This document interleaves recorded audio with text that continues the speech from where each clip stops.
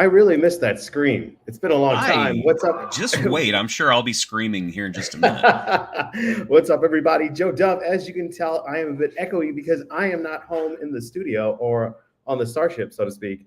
I am actually live from Juan Dulce's Desserts over in Cliffside Park, New Jersey. We got Juan right behind me there. There he is. What's up, man? How you doing? He is the owner establishment here in this fine place right here in Cliffside Park, New Jersey. We're having a great time. First live podcast of the year. It's the first podcast of the year, and we're excited to have you with us on this amazing journey. And of course, I am not alone. I'm always joined by the co-host with the most, Jason Roy Gaston, who is sending in the clowns. Hello, everyone. Are we ready to have a good time? It's an episode all about clowns. Oh man, I wonder if people aren't going to watch because they have what's it? Clownophobia? What's the term? Oh God! Oh, I don't know. Clownophobia? Itophobia? Who knows? We're gonna go with that. You know, I'm not scared of clowns. I just don't like them. Oh really? I just don't like them. Oh wow! I guess I just don't like bit. I just don't like John Wayne Gacy. That would be the only clown. Well, I don't think anybody really liked John Wayne Gacy's show, especially if they took part in it. Yeah, that's true. That's true. We're gonna go say hello to the people in the chat. It is greetings and salutations from our good buddy, My Figure Universe. How are you, sir? Happy New Year. We are glad you're with us here in the Captain's Quadrant. We are live from Juan Dulce's over in Cliffside Park, New Jersey. And then he thinks clowns are awesome. So what is wrong with you? That is the incorrect answer, my friend. Incorrect. Mm-hmm. So you do not get to come back tomorrow. You don't get a copy of our home game. You are completely wrong. Oh wow. What is going on? How are things going in this new year for you, Jason Roy Gaston? Well, I have not died yet, so that's always a plus. No, I got to go tool around Anchorage, Alaska for a few days in the wintertime, and it was very lovely. It was beautiful. I know a lot of people are like, oh, Alaska in the wintertime. Why? Because it's awesome. That's why. You get to go see Snowzilla. It's awesome. Yeah. It's fire over in Alaska. So yeah, Victor agrees with you. Welcome to the It's too cold for fire in Alaska. If you start a fire in Alaska, it freezes. Oh, yes, it's a lovely place in the wintertime. I really enjoyed myself. I've never been. It's one of the places that's on my bucket list. I want to see the glaciers. I've been to Iceland, which is the East Coast Alaska, better known as, and just as fun, right? I've never been there. That's on my bucket list. Oh, there you go. There you go. Well, maybe we'll go and have a live Captain Quadrant in Iceland. That would be fun. Didn't they shoot episodes of Discovery there? Yes. So there we go. There's precedent. That's precedent. We are back in the Agony booth. We were talking about a Star Trek episode called The Thaw. Star Trek Voyager. This is the 23rd. I putty tat. This is the 23rd episode of the second season. And do you have a Agony synopsis? I do not, because I didn't think we were doing this. We were only doing that for Lower Decks. No, we'll do it for everything. This is why we got to communicate. Yeah. I am Agamus. Here is my synopsis of this episode. It's Voyager, and it has a clown. What's going on? There we go. Oh, boy. There we go. Perfect.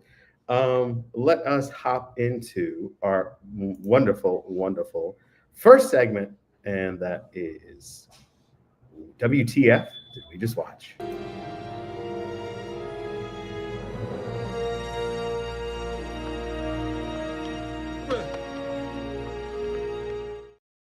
I like that it's still blurred.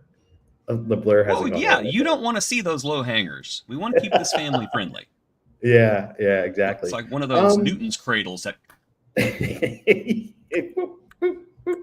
happens when you get to be a certain age. Yeah, gravity does take its toll on all of us. Do you want to kick us off? What WTF did we just watch? Oh, I believe we watched a very underrated episode of Star Trek Voyager that was that close to being one of the best Star Trek episodes of all time. The problem is they didn't go for it. If they had gone for it like full tilt, like if they'd gotten a stronger director, I think and I don't know, and maybe just a little bit more, gotten a little bit stranger with the camera and the sets and the actors, I think it could have been amazing. But right now, it's a good episode. I hear some people say it's terrible. Those people are wrong. This is a good episode, and I think it has a good message. It does have several things wrong with it, though, which we will talk about. But it's almost one of the best. For me, when I watched this the first time, and this is actually probably the second time I've seen it. I saw it when it originally came out on good old UPN back in 1990, whatever, and I just kind of was like not really interested. And then when I watched it recently, I really thought that Michael McKean, I think his name is, the clown, yes. the third clown. Yes, the great Michael McKean. Yeah, I thought he was auditioning for the Joker in that role to an extent. He was very over the top with the laughs. And yeah, I mean, the way his presence was and how he was laughing and going about, and even with the sneeze tissue that he had, that overblown napkin that he was carrying with him, I thought it was kind of crazy and very like Joker-esque. So I thought maybe don't be silly. He wasn't doing the Joker. He was doing Pennywise. Oh, that's an interesting take. Yeah. I mean, that's what the clown is. The clown is somebody saw the 1990 It miniseries and thought, hey, we could have a clown too. Star Trek clowns. That's our new episode, all about it. Somebody called Tim Curry. Oh, he's expensive. Somebody called somebody who's not Tim Curry. Oh, there we go. We can afford that. Yeah. How surprised are you? I think that at that time, Michael was a big name in the industry. So how surprised are you? He was, yeah, he was pretty well known, and I can definitely see why he took this part, because it's a fun part for him to play. He gets to go from being goofy to sinister to sniveling. He gets to run the whole gamut there. Plus, you got the really cool makeup and everything, and who would not want to play this part? It's great. I bet you if they'd called Tim Curry, he would have been, "What's Star Trek?" No, I'm just kidding. He would have said, "Of course I will. Of course I will." What's a Star Trek? Where's Chewbacca? Yeah, right. Where's the lightsaber swords? I also think that it was very interesting choices that they made when they choose the little person and kind of over-sexualized her earlier in the episode. It was very off-putting. It was just like, why is her shirt so low cut? Why did they just like kind of cover her up? That was a weird selection. But then I remember who was in control back then, and that was Rick Berman. Yes. So now I get it. That, and I do believe that there was a lot of not really disturbing imagery, but very off-putting imagery. The very large person with the very large mask with all the teeth, incidentally, same actor who plays Mr. Holm. Yes. He that was, to me, was super off-putting. Even though this character was kind of friendly and never really did anything bad on his own unless the clown was commanding him, there was just something about him that was off. And there was something about the little person that was just off. And I honestly think that's what makes this episode good, or one of the things that makes this episode good, is that it's got this weird, it's not really an uncanny valley, but it's a valley of uncomfortableness about it. Yeah. And once the second they get into that environment, something's up. And that's really where I wish the director and the cinematographer would have gone just that extra step and made things a little bit more weird. I mean, have that set, like, they saved a lot of money. It looks like it could have been from Killer Clowns from Outer Space, and they just kind of went around the same little set for the whole episode, which is a huge money saver. But they did a couple of really cool things with it, like there at the end when the clown is realizing that he's been tricked. They very cleverly just turn on the light. They sneak a painting of the set behind him. Oh. And whenever he realizes that he's been tricked, the painting starts rotating. Oh. With him still in the same spot. Oh, yeah, I did notice that. Yeah. It's a very cheap trick, but it works. And I thought it was awesome.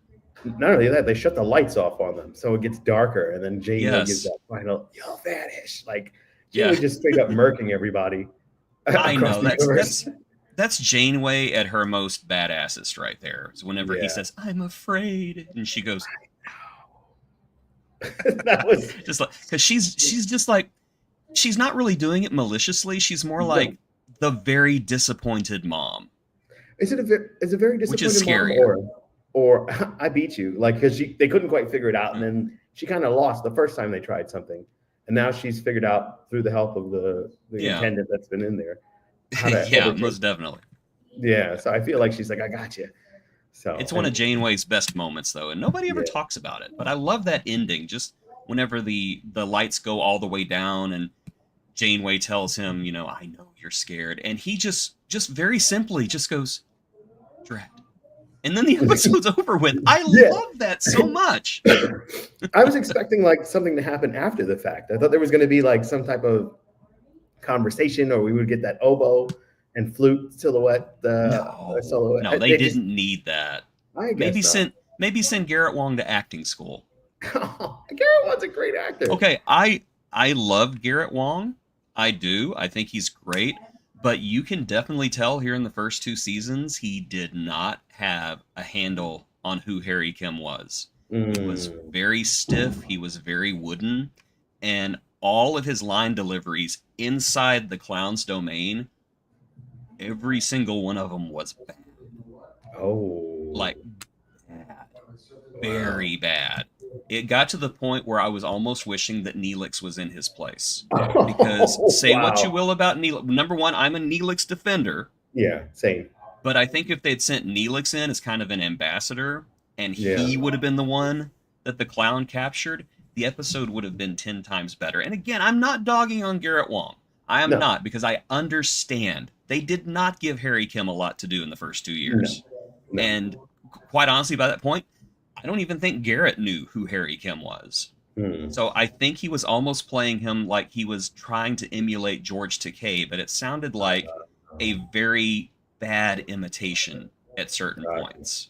Yeah, that's another one of those things that just kind of pulls down this episode from being the greatness that it could have been. I almost want them to do a special edition of this. Do it with the animated Harry. Oh, okay, release the Thaw, the director's cut. Do it with the animated Harry Kim from Lower Decks. And that's one of the things I was going to say, is that you can take a look at Garrett's appearance on Lower Decks, and you can see that now he knows who Harry Kim is. Yeah, and he was he was fantastic in that episode, playing so many different Harry Kims. So he went from playing one Harry Kim badly to playing 20 Harry Kims amazingly. Yeah, yeah. And I mean, the only thing about having Neelix in it is Neelix won't, would Captain Janeway care as much for Neelix as she did Harry Of course she would. That's her pet Neelix. She like scratches him behind the ear when nobody's looking. That's Neelix. Neelix is a jewel, and the Voyager didn't deserve him most of the time, to be perfectly honest. And neither did the viewers, because the viewers were mean to him. Neelix was a treasure. I love those suits. I don't care what the actor says. Oh, he looked fly every single episode. I would raid his closet in a second. I would be walking out of there with that little vomit texture all over me, going, "Look at me. I'm too sexy for this shirt. Too sexy for this shirt. So sexy it hurts." Copyright strike. Boom. Okay. No, I think it was 20 seconds. We're good. And it was bad too, so that helps. It was fine. Let us move on. This is a little different format. We're going to be hanging out with the chat throughout the show. Now, technically, this could be considered Seward or Lower Decks. The clown did appear on that show. He did. He appeared in, oh my gosh, Two Vix. Yeah. Two Vixed in Lower Decks, yes. I wish they could have gotten Michael McKean to reprise the role, but, it was good seeing Fear Clown again. Ooh, look. Wow, that's weird. My hair just went nutty. The Fear Clown's coming after you.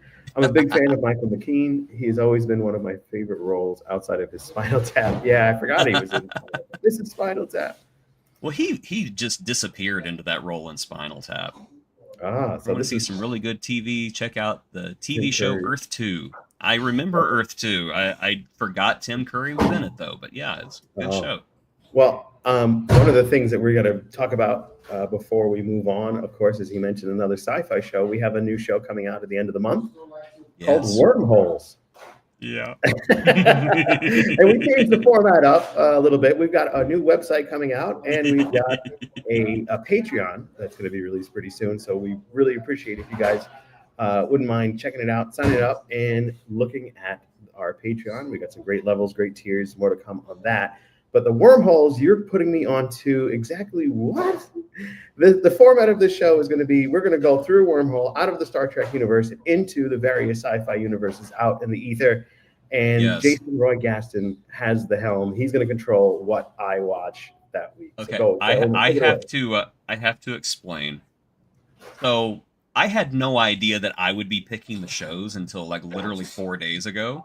And Joe was like, well, you need to choose the show. And I was like, what? You choose the show. You choose all the shows we watch. I was like, well, you need to communicate with me better. I don't like that. Okay, fine. You want me to choose shows? I'm going to choose shows. So I chose a show. Yeah, you did. You did. And the name of that show, do you want to tell them now, or?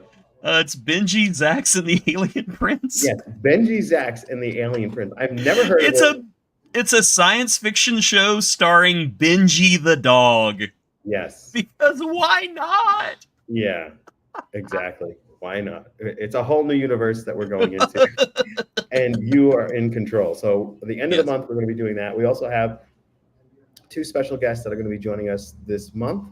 The first one is going to be an interview, and more to come on that later. And we've got a guest from the Sci-Fi Sisters. Their collective is going to join us on the 24th, I believe. So more to come on that. So we've got a lot of things lined up this season of the Agony booth. We're super excited, and a lot going on in the Captain's Quadrant. We'll be diving back into the movies. We've got a whole lot of new formatting and a lot of fun. So kudos to our buddy over at Talking Tubi who set us up for success for the rest of the year. Well, please go subscribe to Talking Tubi. That's a great show. Go check his show out. I'm pretty sure you have 24 people have already signed up to talk in a Tubi with our good buddy Jace. So let us continue the show. Let us hop into Voyager. Let us get into the next segment.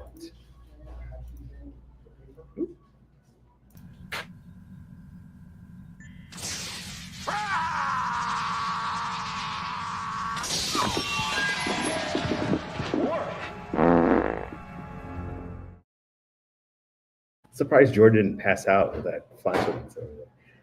We did cut away pretty quick, so he might have been overcome. That's true. So why would they do that? Why would they put a whole fear program into the world of Star Trek Voyager? Well, I think we've already hit on that already. Obviously, it was heavily inspired by the 1990 It miniseries. It was inspired by A Nightmare on Elm Street, and it takes place on one set, so it would have been relatively inexpensive to shoot. Plus, it gives a chance for Garrett Wang to have an episode, because Garrett Wang was recently, about that time, he was named one of the 100 sexiest people in Hollywood. Really? Oh, he was, yes. As a matter of fact, that's what kept him from getting fired. Hey. He tells that story himself. He said that if he had not gotten the 100 sexiest people from People magazine, that they were choosing between him and Jennifer Lynn to let go. Wow. And they ended up keeping him because of that. So I don't know. I don't know if that came out before this or after this, but part of me thinks it came out before, because this just seems like let's slide Harry Kim in there and let him be sexy. Yeah. He wasn't. He was just bad. I mean, they did have a lot of fun in that universe with all the. I mean, if you wanted to talk about having a Quentin Tarantino episode of Star Trek, this is as close as you're going to get, because you have characters like the Gimp, that was the executioner, all in black. You think about it, in the black mask and all the black stuff. You had the short person. You had them grabbing Harry Kim by his feet to move him around. So you have all the elements that are perfect for. You got that fetish in there, yes, you do. Yeah. So you got all the elements that are perfect for Quentin Tarantino. So this is one of those that could have easily been the Tarantino episode. I think if they had given it to him, it could have been even more crazy. But let us jump into redeeming features.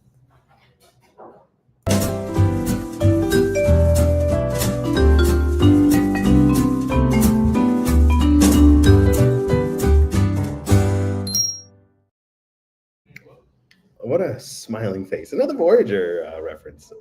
Yes. A lot of fun there. Let us just talk about what would work better in this episode. What could have been redeemed? What would have made this proper for you? Well, a couple of seasons after this, we got a fantastic episode. One of the most underrated episodes of Star Trek ever. As a matter of fact, I would consider this a top 10 episode. And it was called Distant Origin.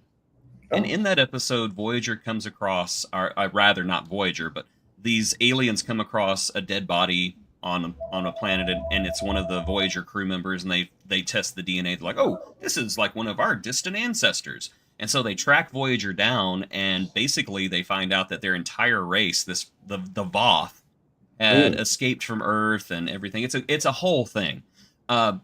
What makes this episode so special is that the director went nuts. Like, he did all of these weird camera angles. He put the camera in places on the sets it had never been before. And it was just fantastic. It was absolutely fan-damn-tastic how this episode was done. And apparently Rick Berman hated it. He hated how this episode was shot because he wanted Star Trek to look generic, I guess. I do believe that if that director had come into this episode and filmed the Thaw instead, I think the Thaw would have turned out so much better. If we'd have had weird camera angles, strange things happening with the camera. And I also think that if... I don't want to pick on Garrett Wang, because Garrett Wang is such a great guy. He was just extremely bad in this episode. I don't think he got the script. I don't think he understood what he was supposed to be doing. But he was so wooden that he made William Shatner look like he's made out of Jell-O. Just, that kind of thing. I'm just did not care for his interpretation here. He just seemed like he was without passion, without joy. And whenever he was supposed to be scared, I never bought it. There's even a shot where they put him in the stock where they're about to cut his head off right before they cut to a commercial. And I swear Garrett Wang isn't even acting. He's just kind of... Yeah, I remember that. He's kind of doing that. So I don't know. I would love to hear like a behind-the-scenes thing to see what went wrong there. Was something going on with him personally? Was the director getting under his skin? Did he learn that he might lose his job? Is that why he was kind of out of it? I don't know. Because we know that Garrett Wang is capable of better. We know that he is. We've seen it. It just seems like this episode does not go far enough. And I think with the subject matter and the setting, it could have really stretched its legs and just gone 100% weird. Do you think that part of the reason why he didn't seem that stellar was because who he's acting against? Because that is a class actor. It could have been intimidating, but I also know from experience that whenever you act opposite of somebody who's extremely talented, that they have a tendency to bring out the best in you. Oh, okay. And throughout it all, he just seems so stoic. And I don't know, maybe that was the director telling him to act that way. We have to show you're not afraid, so you have to act like you're made out of granite and never change your voice. I also found it weird that Harry Kim wouldn't know who Winston Churchill was. Yeah, that's weird. Which I guess, that's 500 years removed from where he is, but it just, like the man said, I was like, the man? You mean Winston Churchill? Yeah, like Winston Churchill said there, dingus. Now, it's funny because before he gets into the environment, they have that scene with him and Tom Paris where he's practicing the clarinet. He's great in that part. Whenever he's just chatting back and forth with Tom, he's great. That's why I think it's a comfort level. Yeah, it's only whenever he's in that environment. And I really think it was some kind of disconnect. It was a disconnect between the actor and the script, or it was a disconnect between the director and the actor. I don't know what it is, but like I said, we know that Garrett is capable of so much more than what he delivered in this episode. And it's sad because I just feel like it's not his fault and we don't know why, but he's getting blamed for it. Yeah. I think a lot of it has to do with the caliber of actor that he was going up against. I think that didn't help. And I also think that part of the reason why he was acting that way is I guess he was supposed to be trying to hide his fear, but when the fear character clown kind of turned him into a baby and then an old man. I think at that point he started to really kind of take a downturn on the acting level. So I think maybe he was trying to convey something that really wasn't actually translating properly. I disagree with one thing you said about being up against an actor with that caliber being intimidating, because I'm sorry, he acts opposite Kate Mulgrew. Yeah, Kate Mulgrew is fantastic. And I will also say later on, there's an episode a couple of seasons down the road where Harry Kim gets some kind of disease where he falls in love with this one woman. And I think the episode is called The Disease. And he does this one scene with Kate Mulgrew where he's being insubordinate and he's being crazy, and Janeway is just like, you need to watch what you're doing, mister. And he just keeps tearing into her. And I'm just watching that thinking, oh, where was that guy back whenever they were filming The Thaw? That's the guy we needed to see right there. So like I said, and I've said this like 4 times, Garrett Wang is capable. He shows that he's capable. I just don't know why he didn't show it in this episode. Yeah. I did, of course, Michael McKean. It was one of the highlights of the episode. But I also did like the time that the Doctor shows up. Another show dealer. Once he showed up, he was just like, oh, he took the whole scene away from the clowns and everything else in the room. The Doctor Bob Picardo. Bob Picardo steals every scene he's in. And whenever you have somebody like Michael McKean on screen, that's saying something. Yeah. And that's another one of those things where the actors play off of each other so well. Just Michael McKean being goofy and silly and sinister, and Bob Picardo just doesn't care. Yeah. How can I trust you? I have a very trusting face. All right. Well, we're going to spin the wheel of agony. Wheel of agony. Then we're going to get in the aftermath and answer that question, Mike Universe. Very well. Very well. Very well. I forgot about Silver Fox Wharf. Oh, yeah. Here we go. Oh, wait. Hot Daddy Wharf. All right. What are we going to be getting this time? All right. Here we go. Let it one more time and stop. Shades of Grey. Oh, no. Sorry, I just threw up in my mouth a little bit. I'm just going to say it right now, right here. The single worst hour of Star Trek that has ever been produced. The single worst. And I know the situation, but it don't stop it from being bad. That's indeed. That was our Wheel of Agony. We're watching that next week, and we're going to play.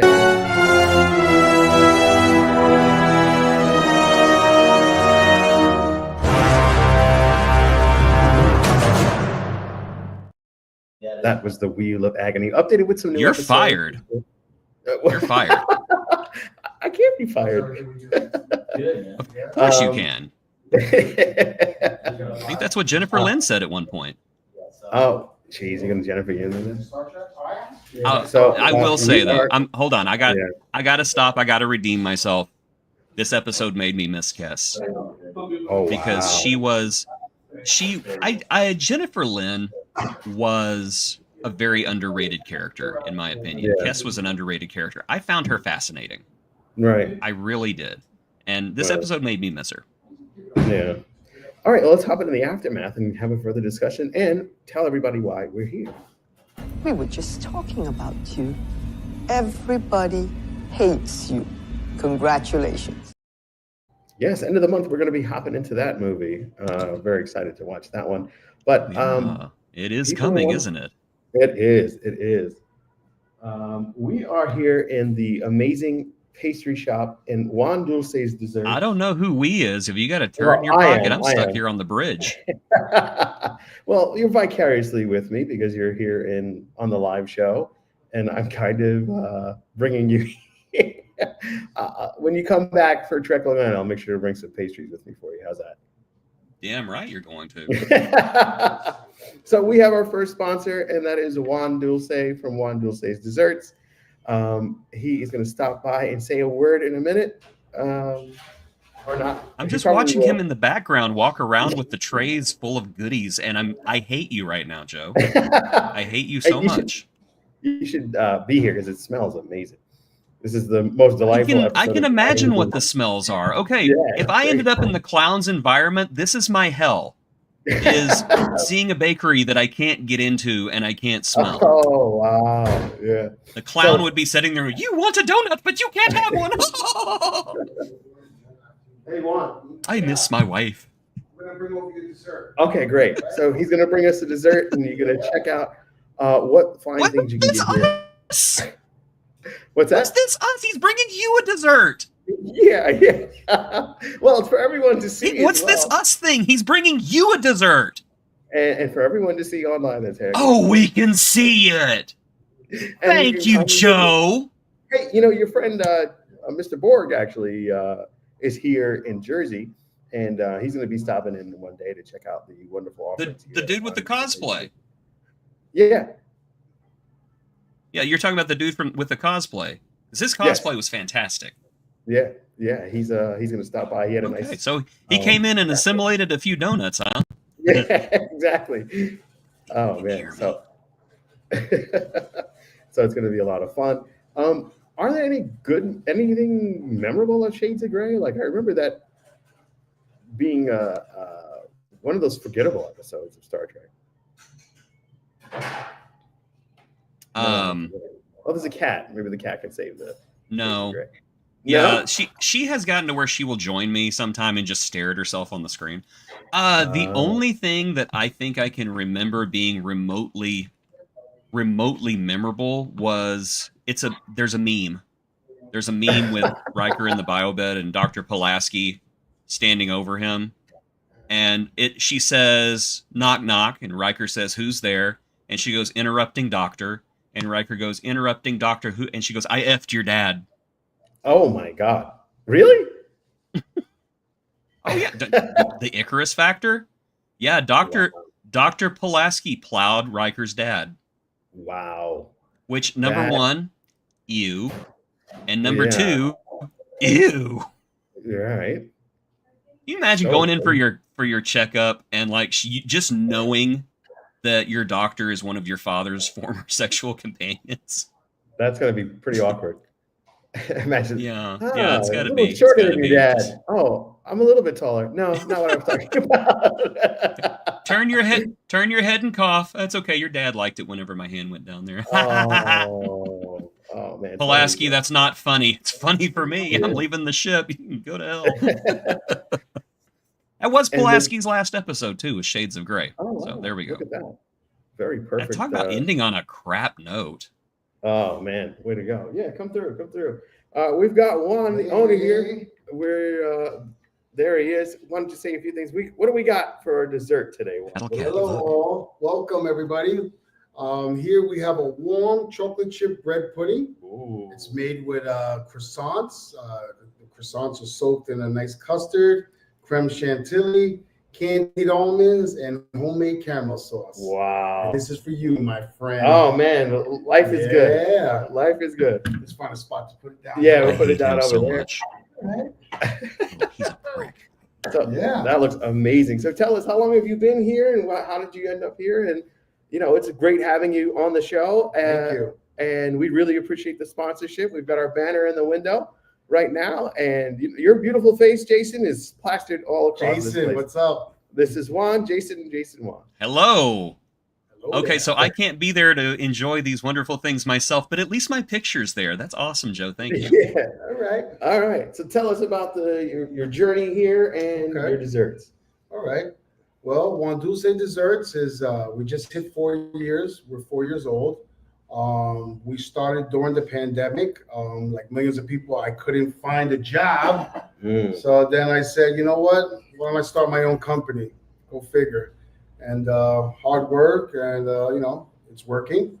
We're still here. So we started off wholesale, and we transitioned into retail. So now we have a retail store. We still do some wholesale, and things are going well. The community is starting to get to know us. We're getting some traction, and I think the neighborhood really appreciates us, and we love them back. Yeah, we're making sure to support small business and businesses right in our own neighborhood. So we're here, two business guys, linking up and doing the best thing we can, and that's sharing and supporting each other. So if you're in the New Jersey area and you're in Cliffside Park, be sure to come hang out with Juan. Tell him that Jason Roy Gaston and Captain Joe Dove sent you, and you're going to get some of the most delicious pastries and desserts that you've ever had. Trust me. You're taking me there, and you're buying. Yes, I'm taking it. Whenever I come down from Trek Long Island, you're buying. I got you somehow, some way. There we go. And I'm going to make you stay at home, and I'm going to do a show from there and make you watch me eat stuff. All right. Enjoy. Well, thank you. Yeah, that was amazing. That pastry tasted so good. It was like perfection in one bite. So yeah, rub it in. It's fine. No, I'm not rubbing it in. You can have it when you're here. You're going to be here in June for Trek Long Island 3, and you're going to enjoy all the wonderful desserts. Well, it's late May, isn't it? Last week in May? Is it the last week in May? First week in June? It's the first week of June. Yeah. Okay, because that's right, because I may have to fly from Calgary to New York and then back to Calgary, where I'm going to leave my car because I'm going to be doing something during that time. I'm going to be taking time out of my road trip to come to Trek Long Island. So yeah, y'all better come see me, and you better buy me some pastries. I will. I'm going to be grumpy as hell. You'll be completely satiated, and you will forget all about the flights and your interruption of trip, and just enjoy the wonderful desserts here and wonderful episodes of Star Trek that we'll be talking about, or other sci-fi that we'll be talking about. Well, that is going to wrap it up for this episode of the Captain's Quadrant. I'm Joe Dove. If you enjoyed this episode, please do us a favor, like, share, and subscribe. All those wonderful things. We have hit the big 2,200 mark on subscribers, and we appreciate all of you. But please be sure to come back every Friday at 9 o'clock. Join us in the chat, like our good buddy Mike Free Universe and Rick did, as well as some others. And you're going to have a lot of fun. We're going to have some guests. We're going to have some jokes. We're going to have a lot of fun. Me being put onto some cheesy sci-fi that Jason ever picks, and a lot of really interesting Star Trek. And of course, as my Figure Universe said, Section 31 is in 2 weeks, so we'll be talking about that as well. Mm-hmm. So, yes, live long and prosper, and peace and long life, y'all.